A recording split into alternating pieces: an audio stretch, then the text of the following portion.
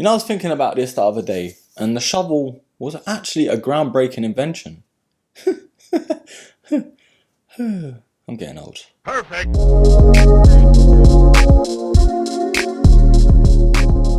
Hello there broskies, Erkin back here with another review. And it's 2022 and this was officially my first pickup of the year. And if you follow me on Instagram, then you know what this is. Of course, you've already seen the title. Of course, you've already seen the thumbnail. On today's episode, we are having a look at the New Balance 990 V3 version series.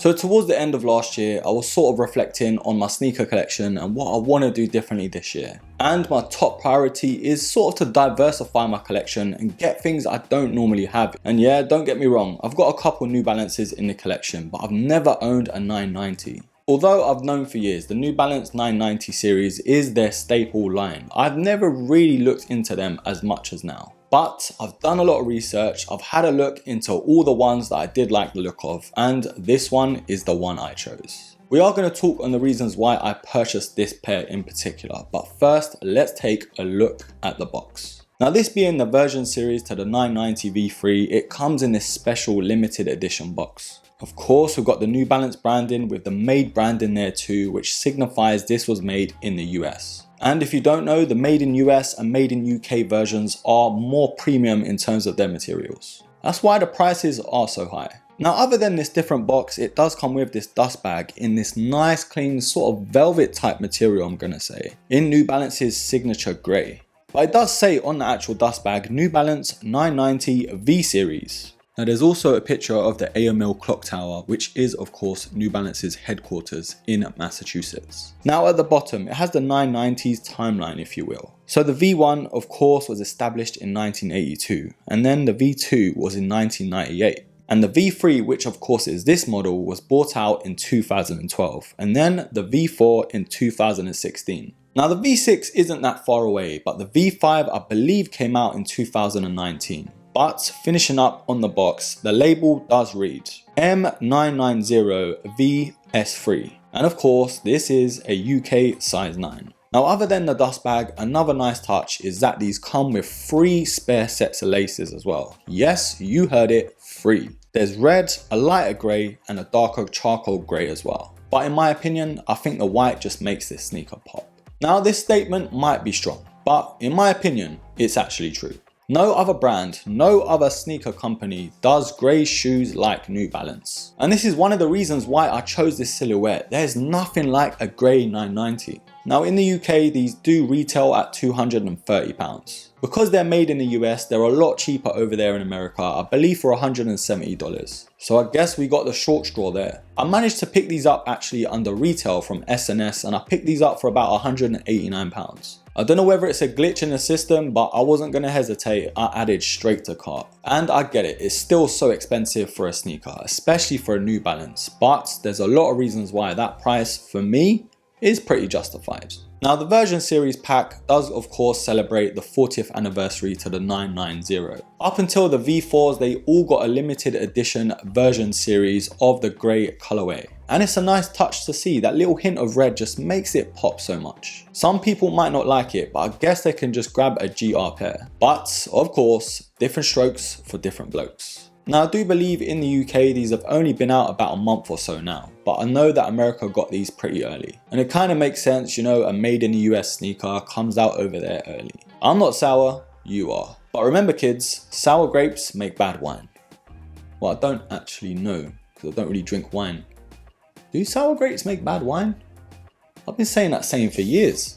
Now these have been out for a little bit of time now, but if you are interested in getting a pair, I guess you're thinking about the sizing. And now this is where New Balance is pretty tricky. I actually went for a true to size fit with these because it is a UK size 9. But if you can try these on, of course I would say do so. But for this particular pair, in my UK size, I went for my normal true to size. Now the 990 V6 is only around the corner and I actually can't wait for a pair. I'm hoping there isn't too much hype around it. I know it's a big release. And even though I do want that OG release, I still can't wait for some of the collabs to come out. If they're anything like the recent collabs to New Balance sneakers, it's an exciting time. Now there's a lot of reasons why I chose the V3s over the V4s and the V5s. Yes, they do look good, but there's just something about the way the sneaker looks. And if you don't believe me, let's have a look at why that is. Now like I've said earlier, and I'm still gonna stand by it, there is no other brand that does grey like New Balance. And this is all the evidence that you need.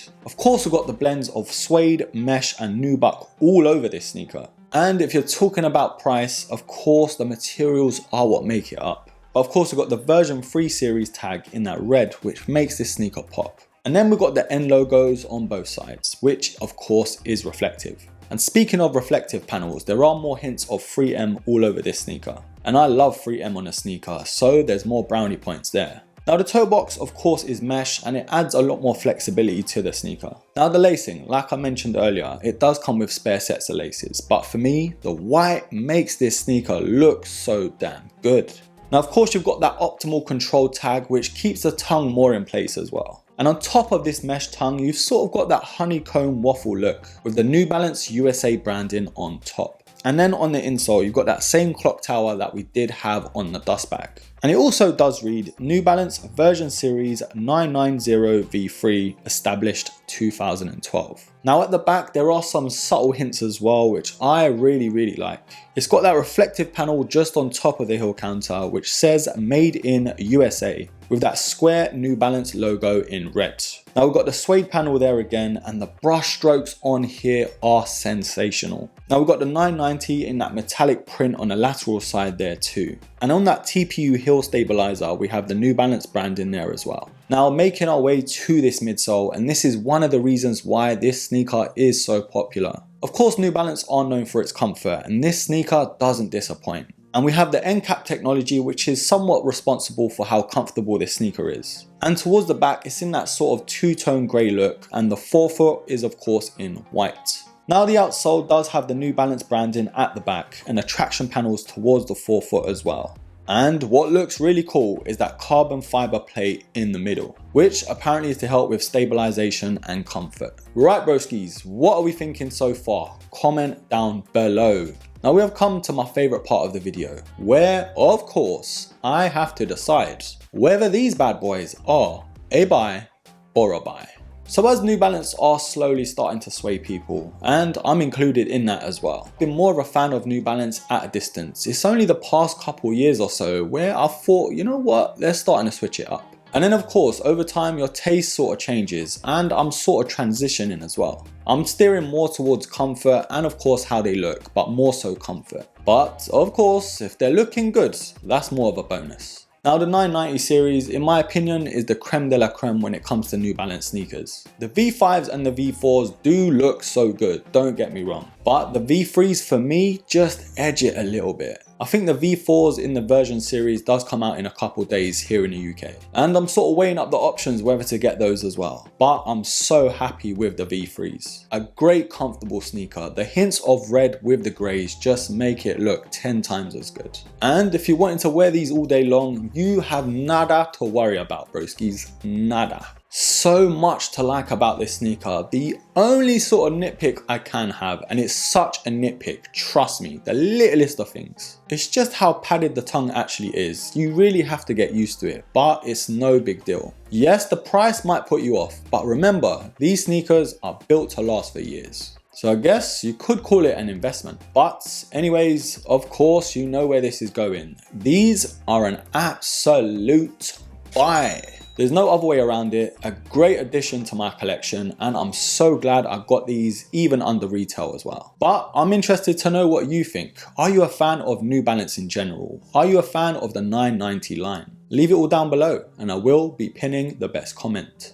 Anyways, my broskies, thank you so much for watching. Thank you so much for supporting. Don't forget to hit me up on the IG as well if you have any questions or you just want to hit me up. And don't forget to like, subscribe, comment and share. And until the next episode, take care.